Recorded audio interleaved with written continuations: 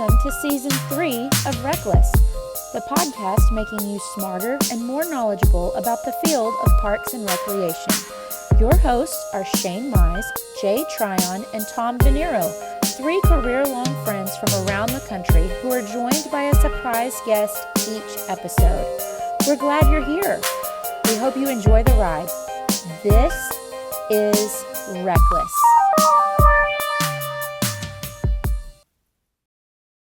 Are we going to talk about it? Talk about what? Are we just going to let it? Are we just going to not talk about it at all? I'm so confused. Why don't we just start the episode and see what we talk about? Come on. We know, everyone knows what we're talking about. Today's a pretty big day. Yeah. Well, we got to say something on the show. You know what I mean? Like, let's. It's the day that I see that I get to talk to Jay about knocking him out of the playoffs. Second year in a row. That's the day. I don't know what y'all are talking about. That's what I was talking about. Guess what? I stopped recording right before you said all that. Okay. Well, now that you already said that, we're going to really start now. Okay. Welcome, guys, and everybody, all the listeners out there, to the 59th episode of RecLess, podcast focusing on the industry of park and recreation through three close friends in different parts of the country. My name is Jay Tryon. I'm going to be your host today, and as always, I have Tom Venniro and Shane Mize with me. What is going on today, guys? Got a birthday host. You're not just our host today. It's your birthday. Yeah. Happy birthday, Jay. And a Today fantasy football loser. Oh my gosh. So he's going to treat me with so much love and respect on my birthday. I screenshotted my victory. I'll send it to you for your birthday. Listen, I appreciate that. I would expect nothing less of you. Shane doesn't really. I don't think he puts a lot of stock in a birthdays, so I'm not surprised at all. Or fantasy football, but man, yeah, I love when I nick Jay every year. But when those two things come together, and they just happen to be the same week, so great. So for people listening, Shane knocked me out of the fantasy football playoffs in our league. And not only did he do it, second year, but he did it for the second year in a row. So I am, and I hate this stupid league. So, and he's been talking about getting out of this league. So maybe I should just allow him to get out, so I don't have to have this happen every year. That's right. It's the only reason I'm even participating at this point. Now I'm just rooting for him to lose, no matter who he's playing against. I don't care who it is, anyone but him. Yeah, it'll happen. I'll come through in the end. Happy birthday, buddy! Thank you. Yeah, as we are recording this, it is nearing the end of the calendar year. So here's my question for you guys today. This is going to be our last episode of the year, and it's our, like I said, end of the year. So I'm just curious what your professional highlight of 2024 has been.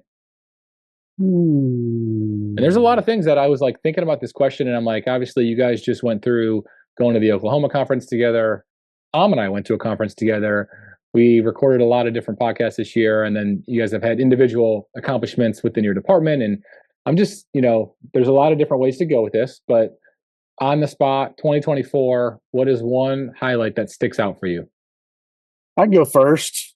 Luckily, it just happened, so it's top of mind, and I don't think we're supposed to make the announcements yet, but I'll make it to the four people on this show. No one else is listening. Anyways, we just got an email a couple days ago that our master plan that we worked really hard on, that y'all both had a part in at one point in the process of being in the think tank, won the state master plan of the year award. And we also won the state gold medal award. So, which is a pretty, our staff is very excited about that. It's similar to the national gold medal. We do it the very same way. It looks over your last, I think, 3 years instead of your last 5. But we just found out that this week. So we'll be accepting those at our state conference in the spring next year. So excited about that. That's cool. Congrats, man. That's awesome. Tell me a little bit about the gold medal. Are there categories for different sizes? There's classes. Okay. Yeah, there's Nice. There's 4 classes, and we won class 3. And is that right below like City of Houston, like class 4, or is it the opposite way? It's the opposite way. Yeah, Okay, I think it's the opposite way. Jeff came in, worked really hard on it. It was one of those things where he came in, our AD, and was like, I think this department's probably worthy of the award. And I was just like, yeah, if you're interested in applying, I'll help where I can. I don't normally apply for a lot of awards, so he did both of those awards for us and got them through. So that's cool. It's good to be recognized for things. In some ways, I've won some awards. I've won some national awards and some other awards. In some ways, I'm I kind of have this feeling of that's kind of what our job is, right? To run a really good department that people recognize across the state. So I don't get too excited about it, but I think it is something that acknowledges how hard my staff are working. So for the celebration of my team, I am pretty excited. That's good stuff. And That's awesome. you kind of inspired me to talk a little bit about our agency and a little bit of what we've done recently. It's been the last couple of weeks have been a whirlwind. It shouldn't, or it typically doesn't go down to the wire where you're really working on all of these projects at the end of the year. But we found ourselves in that position, and we just, we gained a lot of support to move forward with, more development than I think I've had in one combined year than I would say, in a comprehensive 10, 11-year span. It's just been a really great time where the support seems to be there from all fronts, the community, the elected officials, the team is really excited. So, part of that expansion project, we're about to open our first dog park, in our community. So I know dog parks are all over there, but we try to do things different, right? We go by the motto of, if you're going to do it right, do it different, make it a destination if you can. And that's been what we've been pretty much adopted over the last, say, 5 years or so, is we've really dove into our development aspect of everything. And in addition to the dog park, we just got approved for, $500,000 splash park or spray ground, splash pad, whatever you want to call it. So again, a first of its kind in a community like ours. So we're really excited for some of the expansion. And it's just showing, when you're able to accomplish projects or get the support for projects like that, what that could do to the camaraderie of a team too. And just this past week, we had our first ever, honestly, in my 11 years here, and this is sometimes the benefit of a smaller agency. We had one of those retreat outings where we just shut it down to celebrate everything that we've done this year. We took basically all the full-time staff. We took them on a little excursion for team building, retreat, whatever. And we just don't make time for that all the time. So just to celebrate as a team together, it was fun. We did an escape room. We went and got some barbecue together. It was unknown to the entire team. And it was a great way to bring everybody together. And we're just in a really good place right now. So I'm just proud of what we've been able to accomplish. And, on the other side of it, I really enjoy making our community a better place and enhancing the quality of life for those individuals, but also what we can do, the three of us, what we've combined collectively to do with this project of ours, with RecLess. And I know we've talked a lot about the gathering or get together we had at NRPA, and that was great, right? But what really has hit me, and I would say is an accomplishment that maybe I didn't expect, was some of the emails and some of the comments that we get. I know we've talked about it a little bit, so I'll keep it short, but to hear that it's impacting individuals out there and for them to take the time out of their day to tell us some of those stories, I don't know, that's pretty high up there for me.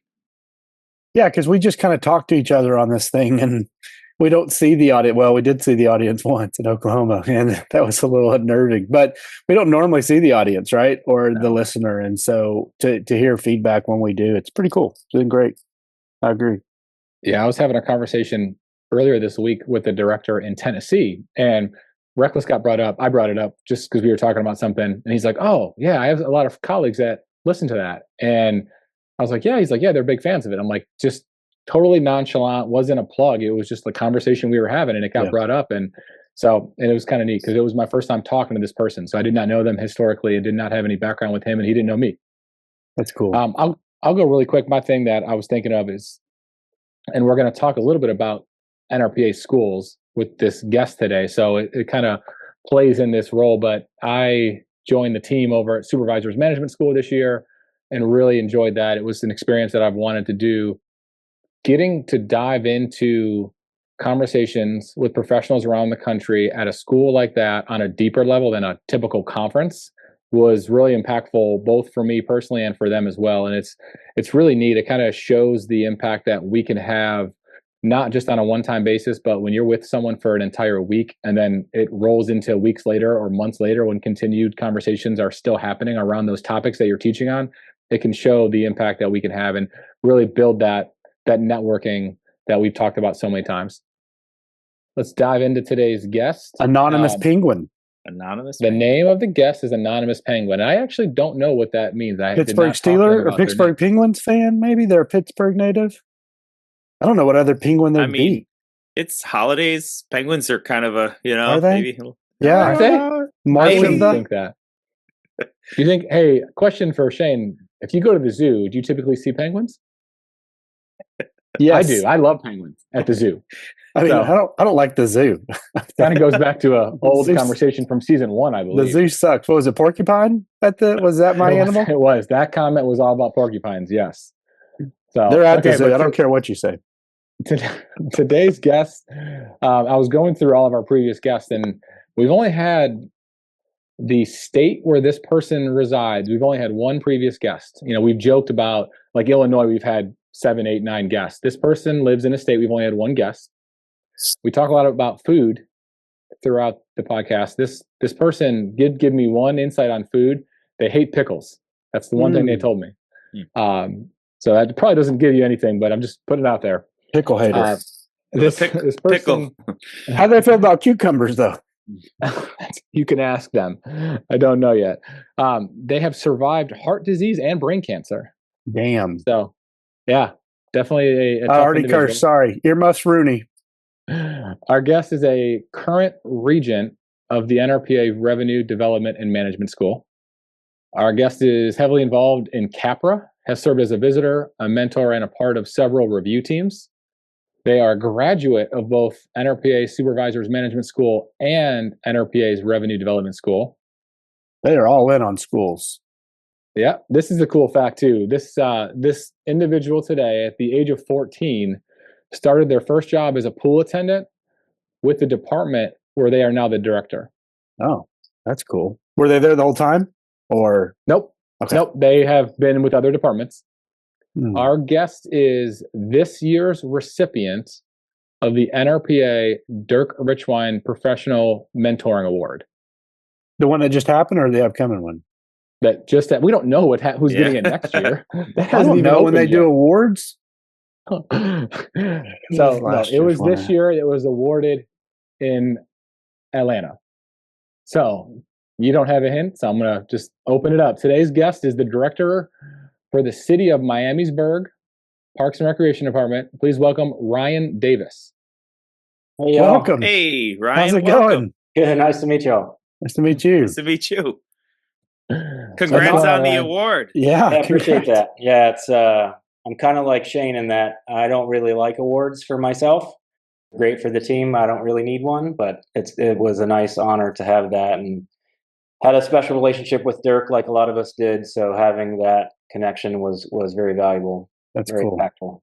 Fun fact, Jay: the one of the guests from Ohio, Karen Hesser, lives in Miamisburg. Oh, Okay. Yeah. gotcha. And she was a very recent guest, just a few weeks ago. That's awesome. So, So, and- Miamisburg is Ohio? Yep. Okay. Yeah, so it's Montgomery County. It's just southwest of Dayton. Okay, cool. Yeah, and I'll just share a very brief story with you, just because you mentioned, I mentioned it, and then you mentioned it as well. But I had the privilege of working alongside Dirk when I was on the CAPRA Commission. And Dirk and I became very close. I actually went out to Colorado, and I had dinner with him and his wife one night, and he was just an incredible person. And he challenged me when I first met him to find 3 other park and rec professionals from Kettering, or that had ties to Kettering. So when we were talking before starting, Ryan, and I mentioned Kettering and all the different people that have come from Kettering, he had ties to Kettering. I previously worked under Jim Garges, who had ties to Kettering, and I was just always impressed with Kettering. Yep.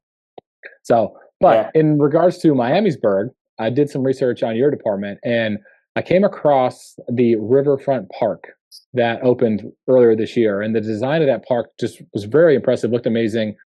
And I just want to kind of dive into that as the opening conversation. And, it looked like a great example of how a park can impact a city, with the location being along the water, very linear park. And I'm curious, what has that park meant for your city? Can I pause and let's go back to Dirk real quick, just for absolutely. a second? Yeah, Please. 100%. So funny story about Dirk. I'll try to make it as short as I can. So Dirk was from Kettering, right? And he would come into town and have lunch with people that work in catering. And one time I got invited just as a passive, hey, Ryan, you want to join us for breakfast? Turns out that he and my mom went to school together in high school. Oh, wow. Right? So then that led to, I randomly got assigned to be a capper visitor for Parker, Colorado, the hometown of Dirk Richwine, which then led to attending revenue school with Dirk, then making my way onto revenue school, where I met another one of your guests, Stacy Dickey, who invited me to be a mentor with the academy, which led to me finding a mentee, which led to that mentee nominating me for the Dirk Richwine Mentoring Award. So that's awesome. That's wild. Total full circle moment. So take people to lunch. That's what the story. Take people to lunch. Going to lunch. Yep. No, that's is a awesome. really cool story. Yep. So anyway, Riverfront Park. Yeah. So it was a great project. I had the privilege of presenting actually 2 weeks ago at a kind of a county-wide planning session. And we got to tell the story about the project. And essentially it's a 20-year slog of community development. 20 years ago, downtown Miamisburg. So Miamisburg's 20,000 people, suburb of Dayton, middle income, middle class kind of community. And we have a nice, really nice downtown now. But 20 years ago, downtown was not a place that people wanted to go. The story goes that 70% or some odd of the crime in the town happened in that kind of 2 or 3 block radius. Storefronts were vacant, that kind of thing. So the community got together, the city got together with the community about how to revitalize it. So there was a lot of the things that, cities are good at, streetlights and, planters on the corners and all the streetscape stuff. But the plan envisioned this downtown park kind of as the anchor tenant to the downtown. And that was 20 years ago they envisioned this area of town that we own 0 property. So there were 65 houses or so on the space where they thought this park should be, right along the river. We ended up getting a Clean Ohio grant to acquire the properties.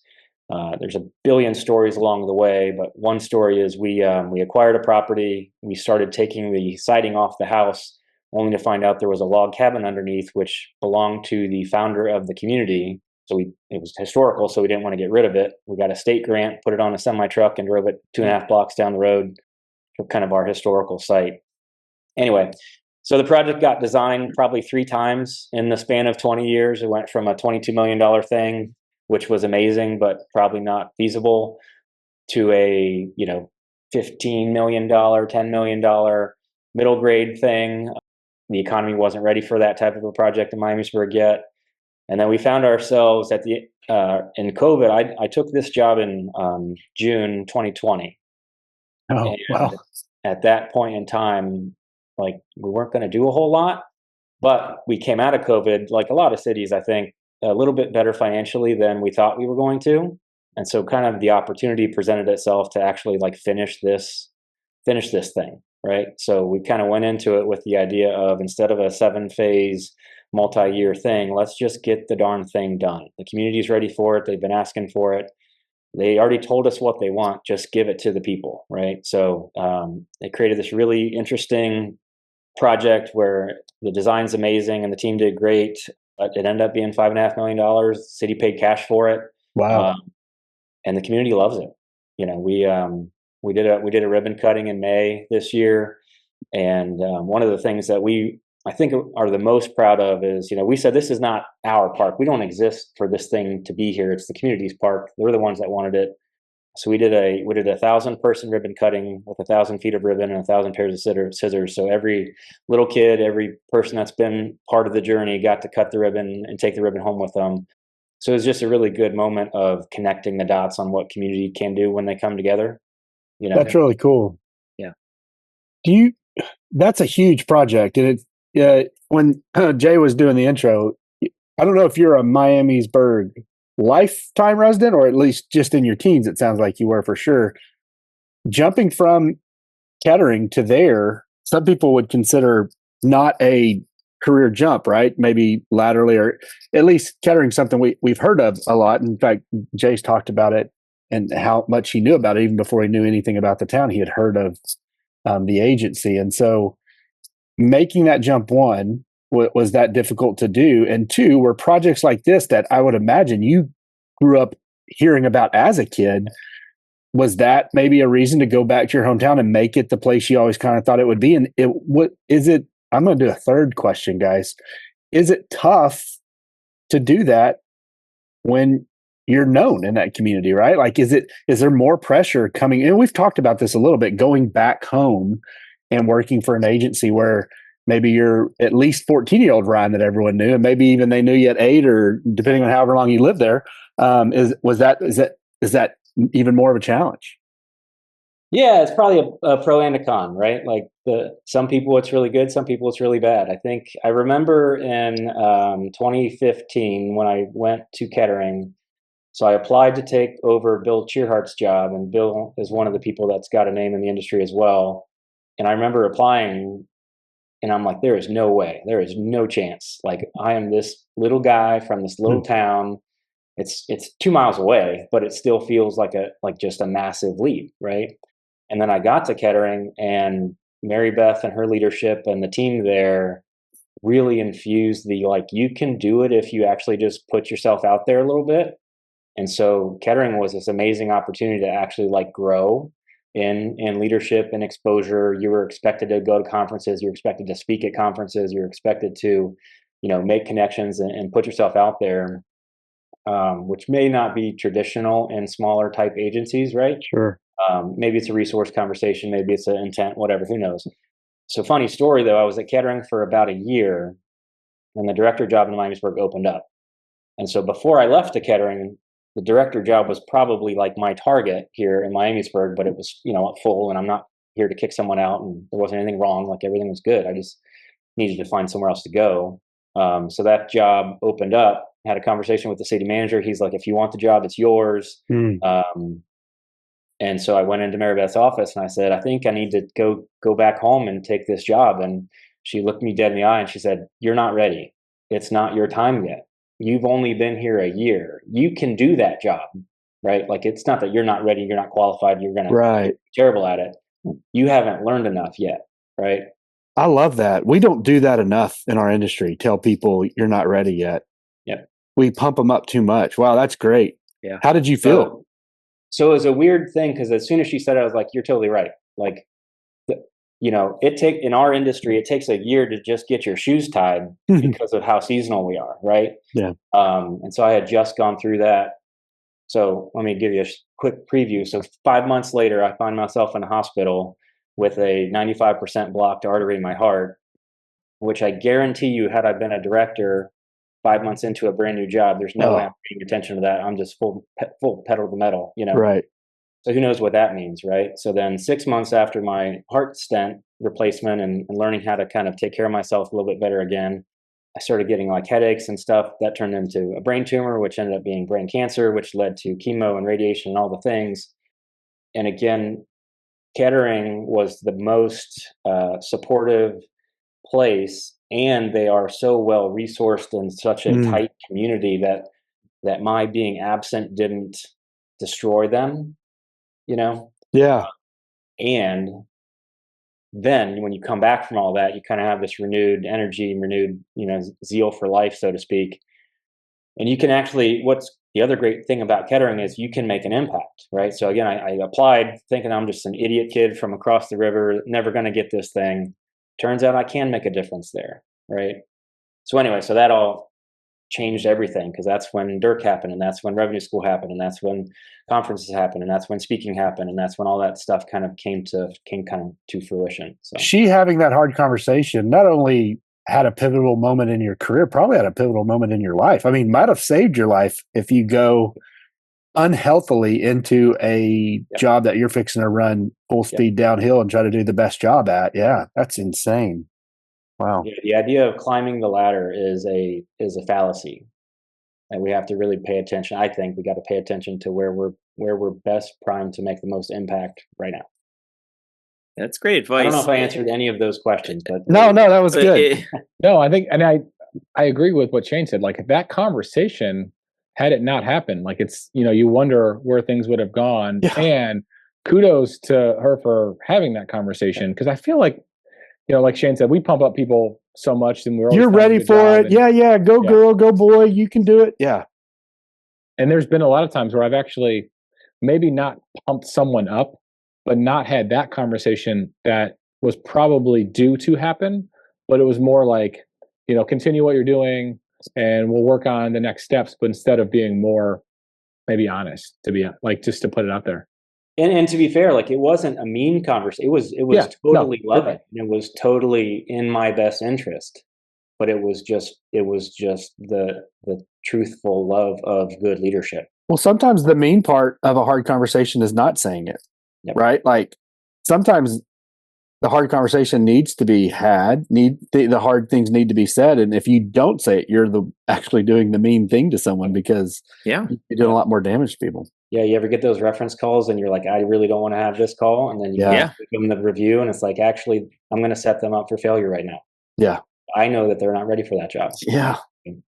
Absolutely.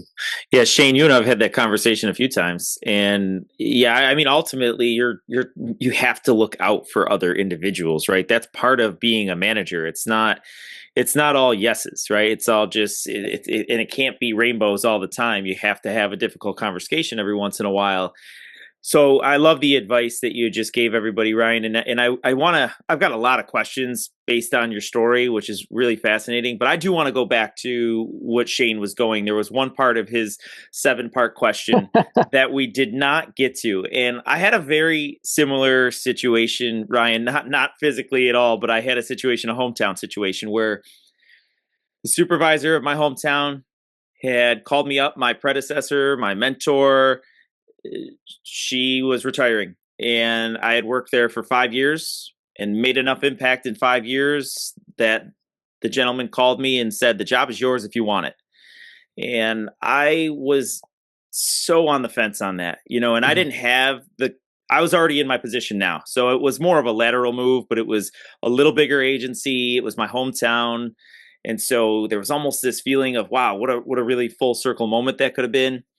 Ultimately, I weighed out every option. I talked to a lot of people, and I felt like I was home now where I am. I felt like that was my new home. So it just didn't feel right. And things worked out great. I ended up suggesting an individual who I believe would be great for the job, and it's worked out really well. They actually went with that individual. So things worked out for everybody.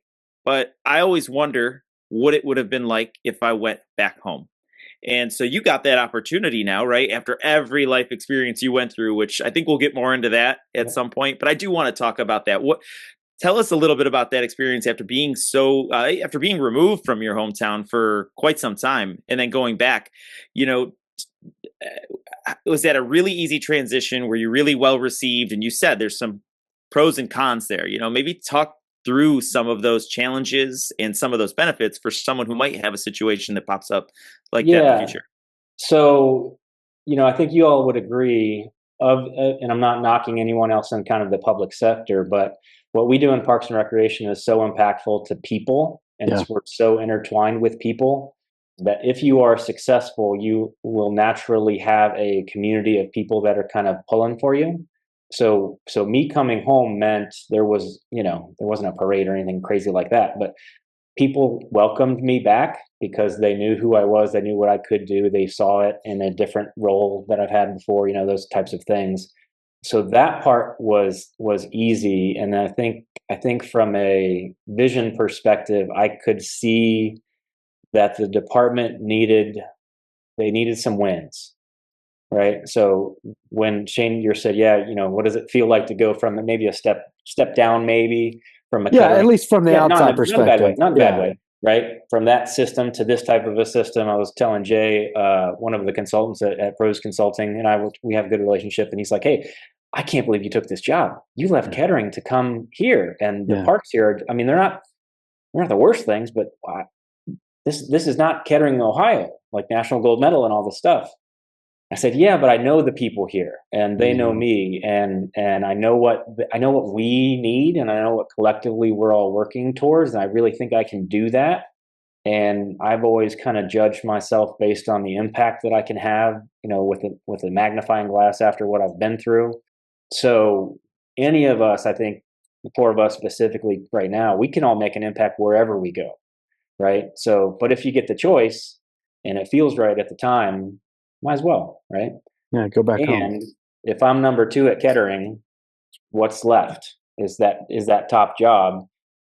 And at that moment, am I ready to step into or think about being the top dog at that type of an agency? I don't think so. I don't know if I'm ready yet. So, and it was just open, right? Was there any thoughts of, wow, I've flipped here. I've gotten this director. I've gotten D on my resume. Is it a chance to flip back? well, so it's an interesting story. So Miamisburg, so we built Riverfront Park. We're now under construction of a $10.5 million, 75-acre park renovation. Our bad news is our pool broke, but we're also redesigning and rebuilding our pool. So the community has seen what we can do with a little bit of success, and so they're reinvesting in parks.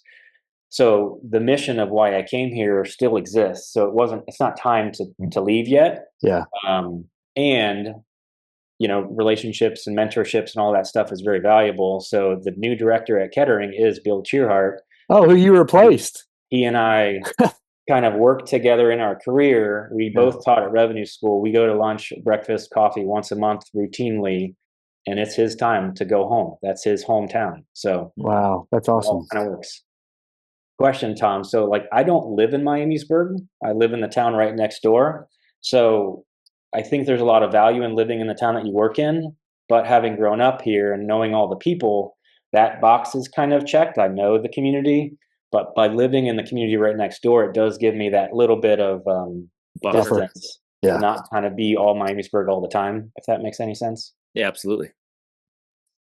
This question is going to be for Ryan and Jay a little bit. Tom and I aren't NRPA school attendees. We are alumni. We don't have any of that on our resume for one reason or others. And it sounds like, I know Jay's an advocate of them and has participated in them. And obviously it sounds like Ryan, they were very impactful in your career as well. What is your pitch to someone, if this was an elevator pitch or whatever, and you were going to give a reason for a listener to invest, whether they don't go to NRPA one year and they ask their director instead to send them to director school or supervisor management school, or they save up the funds themselves because they don't get that support. What is the reason you would say to go do that? Well, I think for me, it's interesting because, I love NRPA conference and any state conference. Yep. The variety of classes that you have the opportunity to learn from and different speakers, it's endless, but it's very at the tip of a level. When you go to a session at a conference, it's typically an hour, maybe an hour and 15, and you're just being introduced to something, but it's very, for lack of better terms, more of maybe a basic theme. When you go to an NRPA school, you are much heavily invested into a theme or a topic that's going to take you down to every single level possible. And there's also a commitment that, you go to a conference and it's you sit in a session, maybe it's not what you expect. You can leave 30 minutes later and you may not even go to a session the rest of the day. You may just kind of dip around and do some networking. You go to a NRPA school, there's roll call, there's expected projects that you're completing with a group of others that then require you and force you to dive into deeper conversations with those people. When I went to director school, you had to do a group project, and we had to do a group of, there was 4 of us. And to this day, it was almost 10 years ago, but my 4 people that I had to work with, one was from Hawaii, one was from Maryland, and one was from Seattle area. So 4 completely different locations of the country, 4 completely different size departments, who we serve, everything was different. But we had to come together to invest in a project, which made us all think the same way. So it's just, it's almost like, maybe this is not a great analogy, but you go to a conference and it's like middle school classes. You go to NRPA school and it's like grad school. So it's just taking what you think you can learn or what you can learn to the highest level possible. As an introvert that likes going to conferences but struggles sometimes at conferences, the school's structure allowed me to thrive a little bit more. That's interesting, because I would think the school is an extrovert's paradise. I would have thought that. In my opinion, not quite as much. It definitely can work really well for extroverts. They do very well there. They enjoy themselves very much. But the structure of a week-long immersive environment does work well for introverts also. I think the other thing that I really love about the schools So I went to school to be a teacher. I was going to be a high school math teacher. That didn't quite work out the same way. In our industry, not many people go to school to be trained technically to how to do our jobs. And so because, in my opinion, there's such a high percentage of folks in the profession that are doing the things that we're doing that never got like formally trained. We've all been trained by telephone or trained by the person that did it before us, which isn't necessarily bad, but the schools, I think, help create a standard baseline to supplement and or replace some of that formalized education that not everybody has. Like on my team here in Miamisburg, we got probably 9 full-time in our kind of recreation side. Only one of them went to school to do this. So how do they learn how to, do program planning with a business mindset about revenue and community impact? Revenue school will teach you that over the course of 2 years and 2 weeks of effort. I can't speak from the lens of attending, but I could speak from hearing the attendees talk about it, right? And I think one part of it that I think you both alluded to, but maybe didn't get into, and Jay, you've talked about this a lot, for individuals who are, and maybe this ties into both what you both said about the introvert piece too, right? If you're looking to form a network, it is hard at NRPA conference if you are not going out there, shaking hands, talking to every speaker after every session, and just finding people in the hall, right? I hate to say it this way, but it almost seems like you're kind of forced at the schools to network, right? You have to work together with individuals. So I say all that to say that, Jay, you've made some relationships that I've seen, right? When you and I are walking in the hall and you stop and you talk to someone that was in a school with you, that was in your graduating class, there's definitely something to that aspect of these schools as well. And if you'd like to, maybe add to that. Well, and I think part of that is, when you go to a conference, it's typically a fun, large city. So sessions are over and people are going to go explore the city. You might go to a basketball game or a baseball game, depending on, who's playing, if you're in a major city with different sports teams. But when you're at one of these schools, typically SMS or revenue school, it's at Ogilvy, West Virginia. And Ogilvy is a training institute, a resort. It's a large property, but there isn't a lot around it. So you're not getting in your car or walking anywhere. I mean, you can't really walk anywhere other than the property itself. So it forces everyone to just really dive into each other and dive into the purpose of why you're there. So when I went to director school, I mean, the typical evening when classes are done and dinner's over is people are going outside and having a bonfire and just sitting around a fire, just catching up, chatting. And, there might be some adult beverages that come out. There might be a cigar that comes out that Shane's going to partake in. But you're just having those conversations that you typically wouldn't maybe have if you were at a conference, because you're going out and you're doing more social activities than just gathering and networking like you would at a school. Yeah, I think, and the other thing I would add to it also real quick is, like if you look at my career trajectory, just on my resume, I've worked in a 10-mile radius. I've only seen 10 miles of Southwest Ohio. There's more out there than that. But I'm not the kind of, my family style, my family life, whatever. I'm not going to go take a job in California. That's just not in the cards for me. But how can I get exposed to what California does in Parks and Recreation without having to do that lift on my own of seeking them out? Kind of, Tom, to your point, revenue school, supervisor school, these types of places where you're there for more than just an hour or two in a social event. You're there for a week. So it just has more impact in that space. It's interesting because how it's projected, and I've never gone, I probably never will. I'm different in life than most people. Just a little bit. But, I see, first of all, I see a bunch of people I have a lot of respect for, excluding Jay, obviously, but everyone else there I have a lot of respect for. When supervisor management school hosts, you see, Jay Coe and Atuya and all these other people, and you're like, wow, there's a lot of great people teaching people that want to learn something. But you mentioned, Ryan, that an introvert can make it there. I see the macaroni houses and the social parts and all this stuff. I'm like, man, I do not want to be forced into icebreakers or who can build the tallest macaroni log cabin, or even the idea of the fireplace isn't something the cigar I'm interested in. Maybe not so much the fireplace. And so, but then and it's something I mentioned in Oklahoma when I was speaking with Tom, and I don't know if Tom completely agrees with me, but I guard my focus as much as I can because I just don't know how to do anything other than the way I do it. Like I will leave this agency sooner or later and I'll go into a new town and I'm 100% going to be me. And I can't promise you being me is going to work in that new agency. Now I know being me has worked in Pflugerville, being me has worked in Missouri City, being me has worked in Fort Worth. I can't promise you it's going to work in the next town I go to, but what I can promise you is I'm not going to be like a group of people or the industry in general just because that's been successful. Because I've gotten where I've been being an anomaly, being completely different in a lot of ways. And so sometimes I freak out. Even I have a huge affinity for Chris Nunes, and I use Chris Nunes as the example when I'm hammering this point home.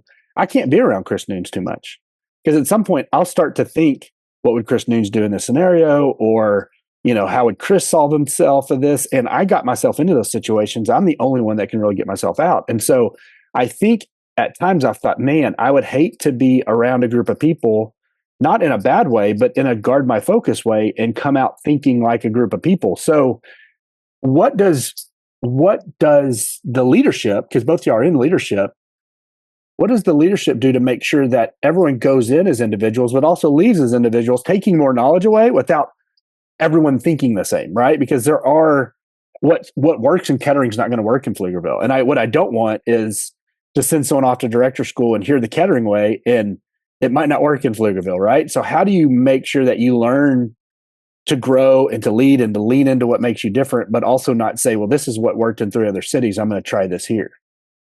I'm curious to hear what the two of you have to say about that from a perspective of someone who's attended and also been an instructor. I think because I heard Shane talk about this at Oklahoma, I also think that's inside of you too, right? So Shane, that's you, right? And if I can work with Chris Nunes and after time of working with him, eventually step out of it and say, you know what, this is Chris, but this is me, and this is how I do things. So I don't know that everybody has that necessarily that same internal monologue where they're saying like, I'm going to come out of this with a group mindset, right? So I do think that there's a little bit of that onus on the individual. Some people are going to take the group mentality, mob mentality, and some of them are going to go and do their own thing. Before they explain it, I explained in Oklahoma, I'm a huge stand-up comedy fan. Love to watch stand-up comedy. And like Ryan Hamilton will open for Jerry Seinfeld, and then you watch his Happy Face special, and you could close your eyes and you hear his cadence and his delivery, and it's Jerry Seinfeld. Yeah. But he toured with him for a year, opening for him, and he has a tough time in his own special separating. Same thing if Jerry Seinfeld's around Brian Regan long enough, their jokes start to get similar. And if the best of the best, someone like Jerry Seinfeld, can't 100% prevent himself from being influenced by other great people, I try to guard that as much as possible. That's always my concern with stuff. I think it's about we teach fundamentals, right? And then we spend a lot of time on application, and the application is where the differentiation happens, right? So if we want to run our agencies in a quasi-business model where we're watching revenues and expenses and all the things, and we're talking about community impact and measuring all of these different pieces, what you said is actually the elevator pitch. What works in Kettering does not work in Oklahoma, does not work in California. Let's talk about that. And so we learn through talking through the differentiation, right? Because I don't work in California now, but if I don't at least have some awareness that they don't have income tax or whatever, but I'm built on income tax, that's interesting. How does that possibly work? So it's not necessarily about solving or group mindsets or that intrinsic. It's more about actually digging into the differences and using that as the teaching model. Gotcha. Yeah, and I think the model is also different in that just comparing schools to conferences, when you go to a conference, it's typically a speaker is providing all the information for that entirety of that time frame. So an hour, the speaker might ask a question to the group to like provide a little bit of feedback. But when we're teaching at these schools, there's a lot more guidance of allowing the students to help lead some of the classes. So like when I taught some of mine in SMS this year, like we took good 10, 15-minute breaks for them to work as a group and come up with a concept or an idea that they would then present to the entire group, versus me speaking for an hour and a half and not letting them have any say in like where this direction of the class goes. And I think that helps them get that mindset of like there's more out there than their department, because they're having to have those conversations in each class individually, then present it, and then really like think about it deeper. So there's a little bit more, I don't want to say ownership, but it's also their ability to share what does work for their department, but everyone wants to hear what works for their department and how they can improve their department. So it's ownership from the speakers to make sure that it's not just this is how we do it. There's only one way to do it, because everyone's getting involved in that conversation. I think that's interesting about the impact schools have had. Ryan, I'm a huge anti-roundtable person, but not necessarily at an RPA school. What I have seen is it works so well at an NRPA school to have Jay throw out a topic and then have your group talk about it, because you have 8 hours in that day to really hammer home topics. But what we don't see at the national level is you'll see someone talk for 20 minutes and then they split us up into groups. And that's what I hate when I go to an RPA conference is there's a thought of, it works at an RPA school, so well, let's do it at the national level. But you're trying to do 8 hours in an hour, and then you don't really have the time to dive in. And then it feels very superficial, because Jay superficially covered a topic in that first 15 or 20 minutes. And then we talk for 30 minutes, and then we present to the group, and then we get up and we leave and we hear about access, and we do that same thing. And so I hate when you see that at a national level, because then it's a bunch of just generalized topics that no one can dive into. I totally get it at a school, because then you could hammer home and really start to peel that onion back. Oh, y'all, that was interesting. Group B said this. Let's talk about this. And you've got hours over the course of a day, and then you've got days over the course of a week that you can really start to peel that back. So we'll see you next year, Shane. Well, and it's like, to add to what you just said, one of the things that I covered in the session, one of the sessions I did was all about organizational culture. And we got in this big topic about vision and mission statements. And on the screen, the presentation screen was what like the true definition of what a mission and vision is. And then I tasked the group to come up with a brand new one. Like if you were to start a department tomorrow, like what would your mission statement be for your department and why? And like everyone in the room, after we presented what everyone's like group mission or vision statement was like, man, they were taking notes. And it was like, that's a really cool additional word to have or concept that they weren't thinking of. And, obviously it gets back to the root of why we do what we do. And it's that impact and making a difference. But to see everyone, that light bulb come off on like diving into it from like a macro level like that, to then think about like how they can go back and implement a change is really exciting. Crazy, because I don't even know our own mission and vision statement. We're just trying to provide quality of life and do cool shit. Earmuffs Rooney. I don't know what else to say. There's yours. That's a mission. That's a vision statement, I think, right? No, I actually have a really unique question. It's I want to get back to Ryan.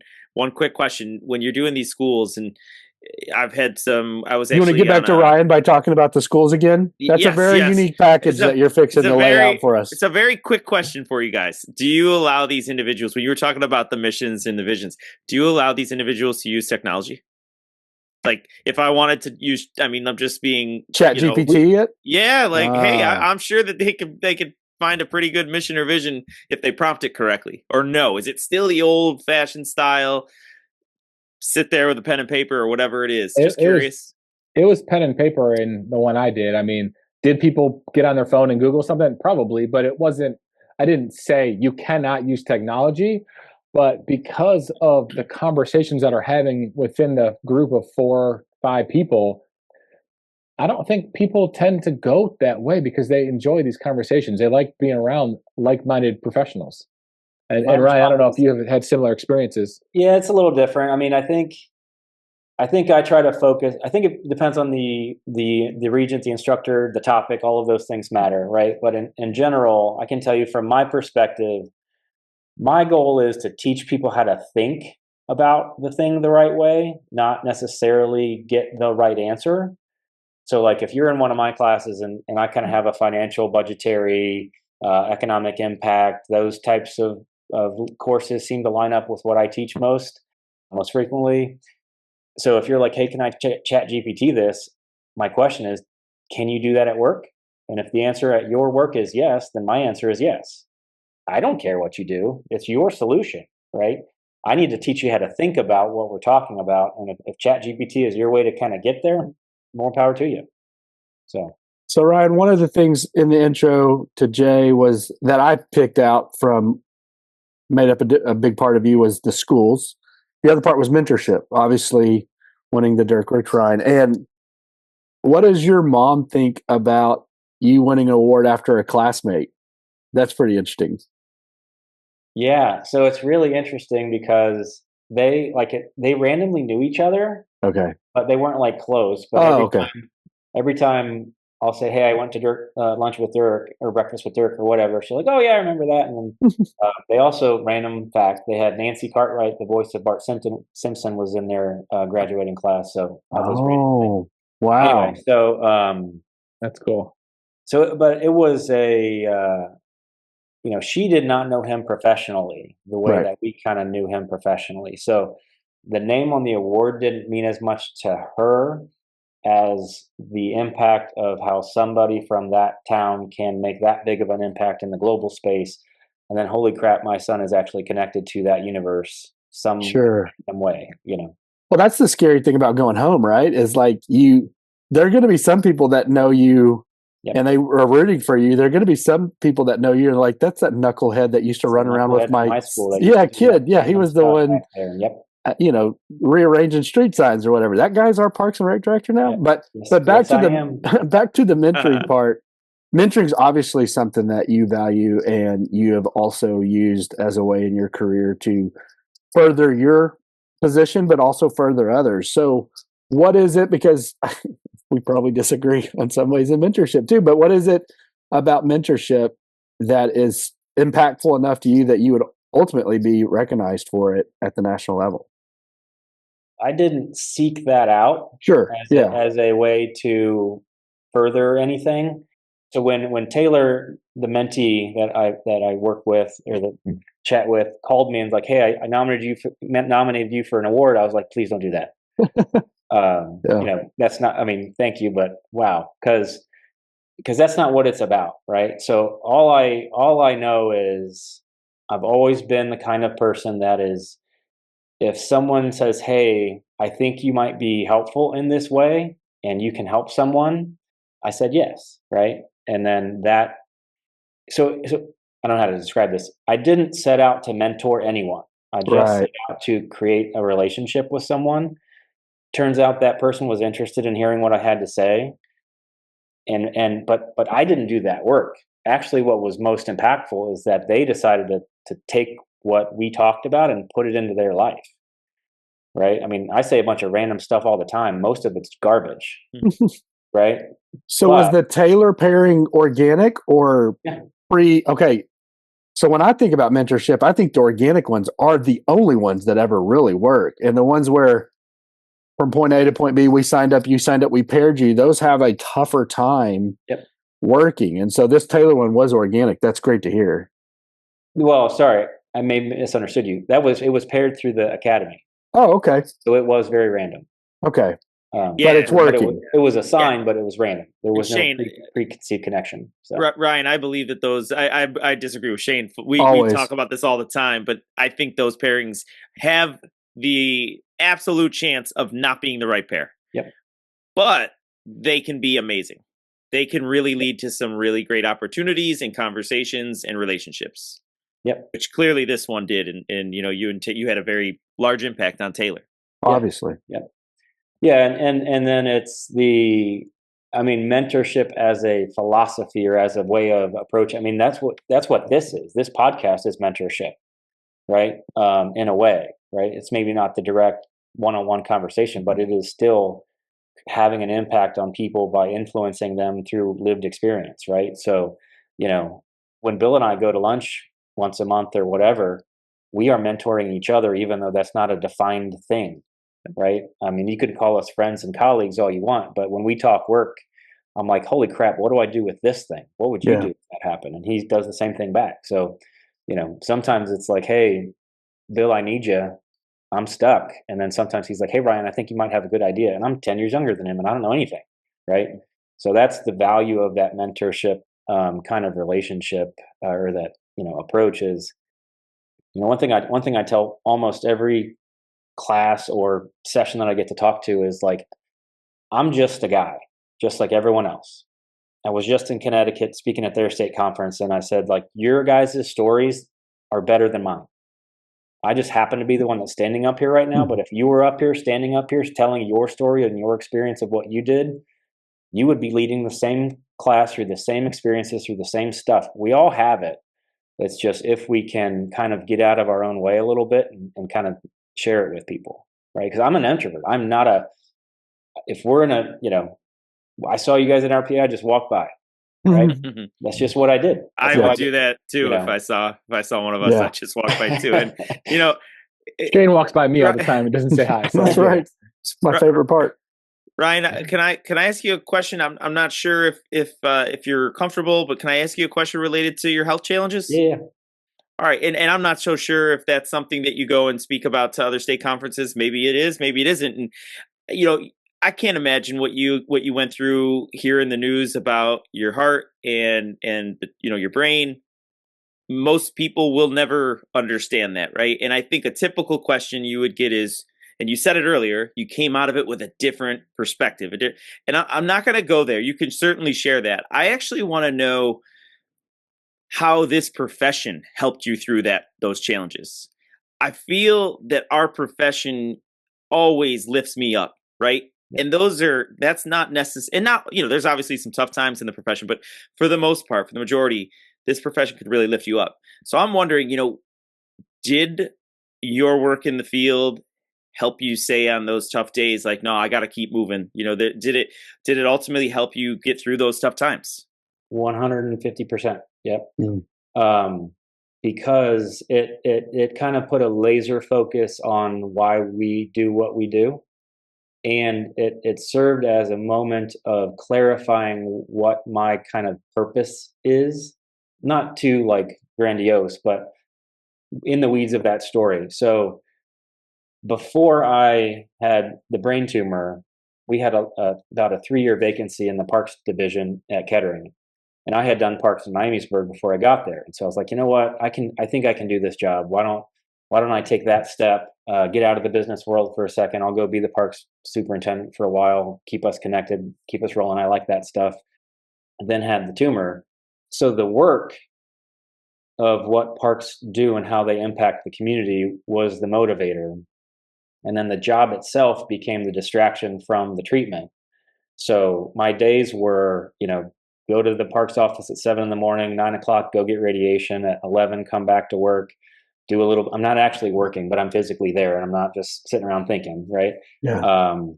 And then by 1 o'clock, I'm tired and I got to go home because I'm tired. And that just happens for about 6 months. But that allowed me to not be stuck at home. It allowed me to be part of the community of our team division, right?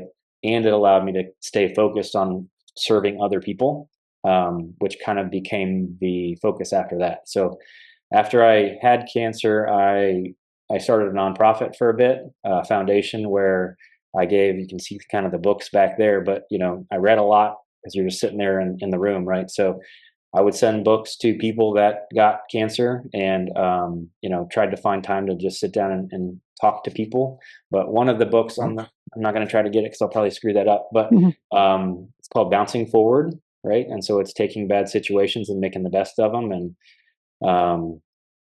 that, as well as a lot of other types of books, helped kind of clarify what we did. Anyway, so then after treatment, it was like, I don't know what I'm doing in this parks office. I belong in leadership. And parks is leadership, so I'm not saying that, but my impact is this. And so it clarified, all right, go back to the main office, be the business administrator, change the world over there, prepare to be the next leader of something. And then that's how I got here. So made you more focused, I guess, on what you did well. And yeah. Yeah, it's obviously inspirational to me anyway to hear. And I'll share a quick story that we have an individual who's on our team who came out to that retreat I mentioned, and she hasn't been to work a lot. Her son is 12 years old and he had a jaw tumor. I think I might have mentioned that at one point or another, and or maybe just in passing with Shane or Jay. And she's been out for a while, and the world is a different place for her. And especially again, I can't imagine what it's like going through that, but as a parent, right now you're seeing your 12-year-old go through this, and she made it a point to come out to this retreat, and how thankful she was afterwards, to the point of what you said, Ryan, was there was this distraction. She said she hadn't laughed like that in probably the last 2 months. And so to actually hear what you're saying, I think we preach this all the time, but we don't necessarily get to live it.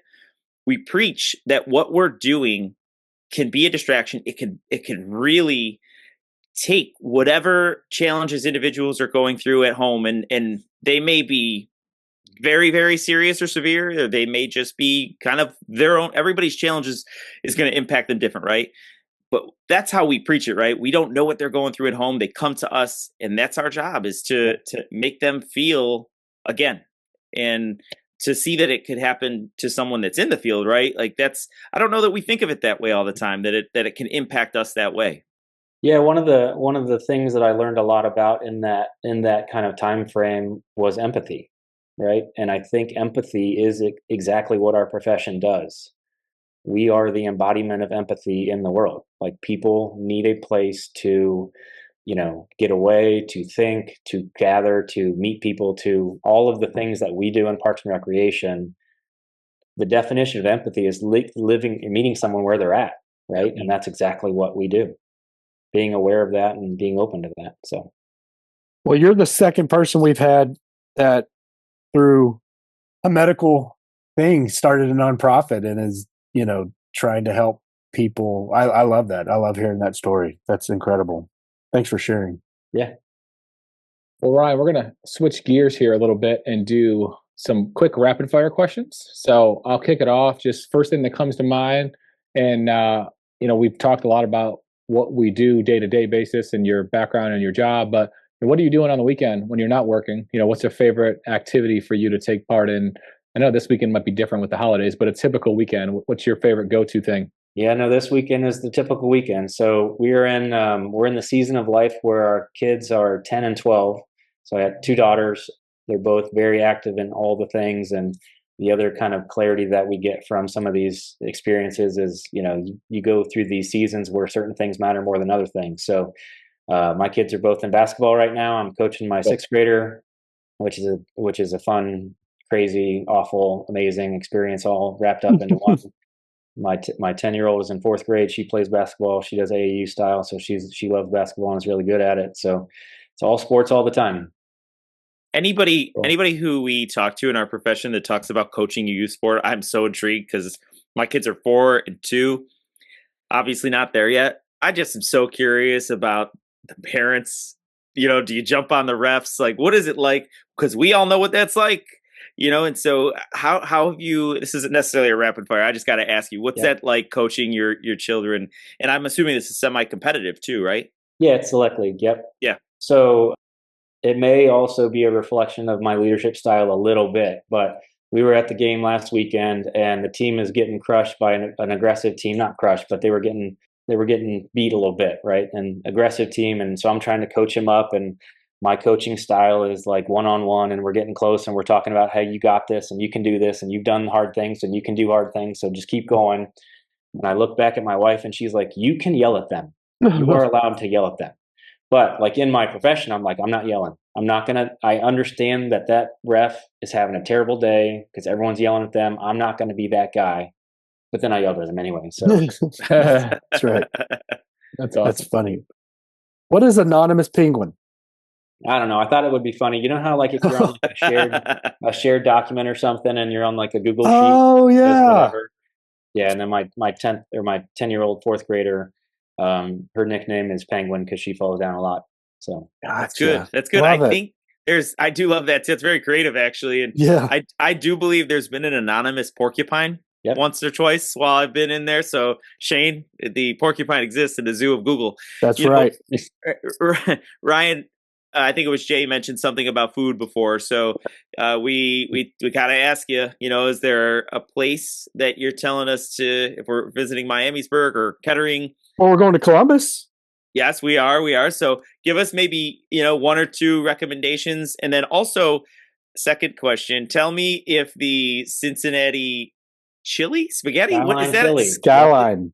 Can you talk about that? Is that a thing? Do you recommend it? Yep, it's very good. Yep, it's a special recipe chili. It's better than anything else in the country. Mm. But it's kind of like ribs or whatever. You got all the different styles, and so people got their corners that they want to go to. But when you grow up with it, it's the best. I agree. It's very similar, Shane, to the concept of the garbage plate. Don't bring your garbage plate bullshit into this the conversation. Same concept.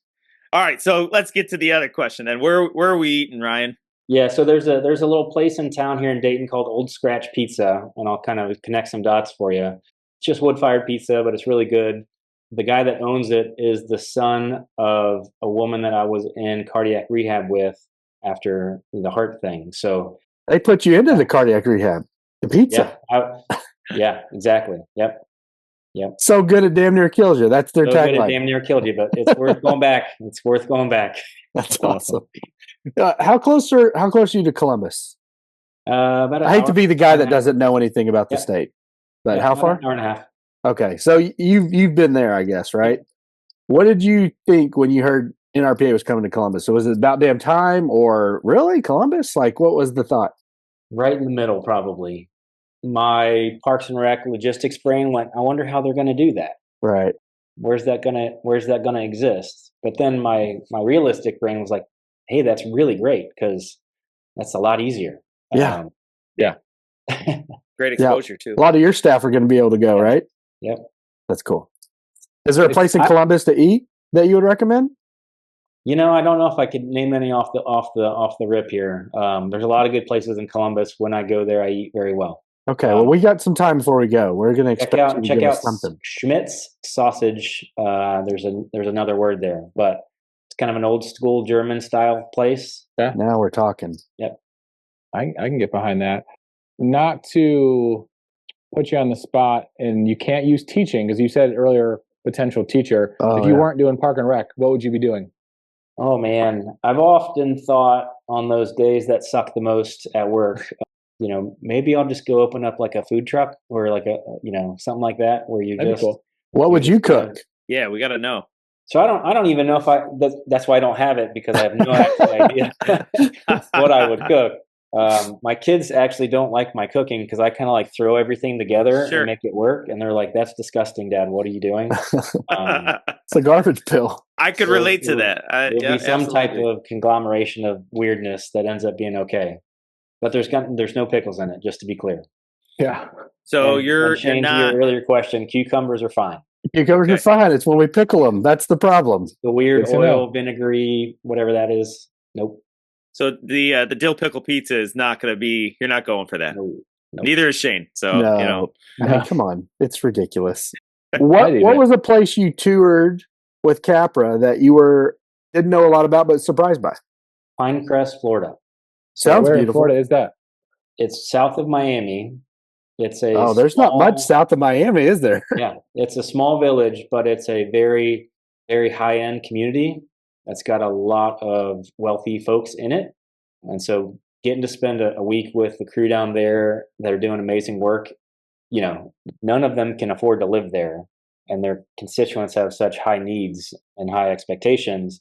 So like that, seeing them kind of walk that balance of delivering that level of service is pretty impressive. But the community is amazing, and not at all what to your point, I was like, okay, south of Miami, it's going to be Cuba. And instead it's this lush, green, really nice houses, really big places, cool parks, amazing spaces, and great people. So wow, cool.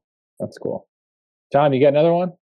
Well, I guess if we're talking, we ask a lot of these questions. Ryan, you said you're a basketball coach. You're an Ohio guy, so tell me what are your favorite sports teams out there? Are you pretty much biased to Ohio sports, or do you go outside? No, so I guess I should label myself the anonymous non-Ohio State fan. I just don't have the time to really get into it. I don't mind it. Okay. I don't mind it at all. It's good to have your teams. I find myself not having a whole lot of time to have an actual like true passion for any individual team. I will tell you though, having two young girls that play basketball, the movement in women's sports is insane. And being close enough to go to Indianapolis in 2-hour drive and see Caitlin Clark play and see my kids react to that is pretty amazing. Oh, so you've been to watch her play? Yep. That's awesome. That's cool. That's really cool. That Yeah, sounds and awesome. you know, sitting next to people that 2 years ago, Indiana Fever attendance was, you know, lower bowl every third seat. Everything was front row. Everything was front row Courtside. into a packed stadium where you can't even move because it's so crowded. And again, to see your kids kind of get excited by that concept, is pretty cool. It's a new world that Definitely opens up for them in some Whole new ways, world. like something that they didn't think was possible a couple years ago. Yeah. So that's cool. And not to Well, go it too makes- cheesy, but that is what Parks and Recreation is too, right? So like, how many times do we talk to people that's like, I didn't even know this thing was a possible career path. Right. Holy crap. Yeah. So that same light bulb moment exists in our world too.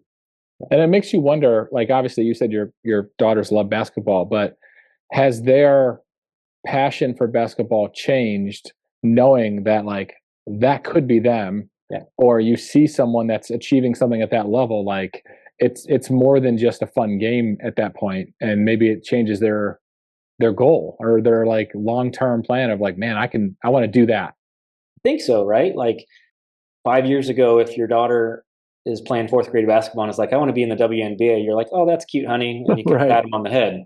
But nowadays it's like, oh, I actually think that's real. Like that was viable. that was a deeper cool. thought, you know. So Awesome. That's awesome. Well, Ryan, Thanks for I coming appreciate on. you spending Yeah. the time with us. This was great. yeah, appreciate it. I was nervous thinking that why the heck am I even on this show? Nobody cares what I have to say, but I appreciate you guys giving me some time. That was great. We had a Absolutely. good time, man. It was great getting to know you. Well, he's a national award winner. You know, like Tom knows what that feels like. I know what that Yeah. feels like. I mean, Jay? Jay. Oh man. There's still Wow. time. There's still time for Jay. Yeah. I mean, See how I'm treated on this thing, Ryan? I don't even know why I'm doing this anymore. the happy birthday, Jay. Exactly. Happy birthday, buddy. I get reminded that I got kicked out of our fantasy league because I lost to Shane again. That's It's right. Just a reminder that I'm inferior to them. That's right. Gifts just keep So- on coming, don't they? Yeah, it doesn't ever end. But hey, Ryan, once again, thank you for your time. We appreciate it. And, you know, I look forward to seeing you in person, hopefully next year at conference. And Yeah, continuing say to see all the something to great us things you're next doing. time. Yeah, we'll do. We'll do. All right, take care, Ryan. Yeah. We'll Thanks see for you. coming on. Thank you. See ya. It was fun, man. How cool is? I mean, he's got a great story. Like, Great story. Yeah. yeah, When he says that he goes to a state and I'm just a guy, your stories are all more interesting than mine. That is 100% true for me, but for Not for him. Ryan, no, Right. no. yeah. I agree. I agree with cool. you, Tom. Your stories aren't as Yeah, nearly as no, definitely not. I mean, I appreciate you agreeing, though. Shane, what's your? Sorry I don't want to divert from this part of the conversation. What's on your shirt? I've been trying to figure this out this whole time. This is our Deutschenfest Hans. Guten Tag, y'all. Guten Tag, y'all. And he just talked about a German style sausage. That was your opportunity. I should have showed the shirt. Yeah. Yeah. No, I don't know if y'all follow our socials, but Jonathan, our rec superintendent, does a live Hans, like where he dances around in Lederhosen. It's hilarious. But yeah, this is That's our awesome. shirt. I He was actually, cool, man. That was really not only good. do I follow your agencies on social, but I follow you. So I get to see it twice because you pretty much just share That's all I do. everything that Pflugerville posts. So You're a sharer. like 2 hours later, I just see the same thing on yours. No comment. Very rarely do I actually say anything that we're doing. But yeah, the Pflugerville stuff, that's what I do. But now back to what you said. Yeah, Ryan's great. You know, I have heard so many good things about him from others. Yeah. And including folks that from the Capra world and from different NRPA schools. And I'm like, you know, I keep seeing his name pop up. And then He's when in he gets that everything, right? He's in everything. Yeah. and you see that Dirk Witchron award, obviously that's Big deal. a tremendous award to receive. And that means a Absolutely. lot. So I enjoyed that. He was great. Hey, Jay, was that a cold guest invite? Because I don't know that I've had a cold guest invite where I didn't know the individual. So 100%. I didn't know Ryan. Shay didn't know Ryan, but you didn't either. before I didn't today. know Ryan at all. Like I That's reached crazy. out to him, That's awesome. literally just like shot him an email with obviously telling him about what we do and who we are. And he was like, absolutely, let's do it. So That's Hey, awesome. Kudos to you. That's great. So A good one to end on. yeah, guys. Well, hey, it's been fun, and looking forward to more of these in the new year. Hannah's got the wrap up next Friday. Okay. Next Yep. Friday, season 3's coming. Season 3's coming. Hell's coming with it. No, 4. Season 4, guys. Oh, it's Come season on. 4. Sorry, time just flies so Tom fast. said that, and then I was like, wait. In my head, I'm like, no. And then Shane actually like repeated it, and I'm like, Yeah. wait a minute, guys. Wait, I'd did season done it 3 early. actually happen? Yeah, that's how quick this year's gone. To Jay's point earlier, I said it multiple times how fast this year has gone. So yeah, you don't Blew even through realize that we've done 3. blew through it, man. Okay. Well, thanks, guys. Have a good All right. one. Thanks for Great listening, job. everybody. Enjoy. All Bye, right, everyone. see ya.